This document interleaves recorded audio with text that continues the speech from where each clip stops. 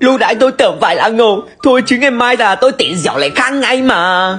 Trên cộng đồng mạng xuất hiện một video. Trong video là một ô chú chả hiểu kiểu gì lại đi với anh ta áo vàng. Quả này thì lại khổ bác dai thôi. Bạn phải giấy tờ đi làm ở đâu nghe giấy tăng trắng Cứ smart mà. dân biết dân làm dân kiểm tra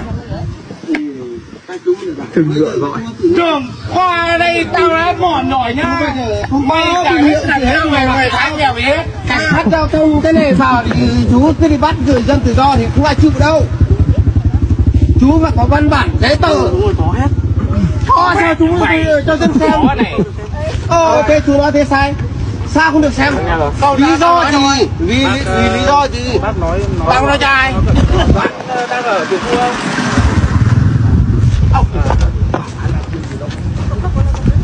tao mà chơi với nhau xem nhỉ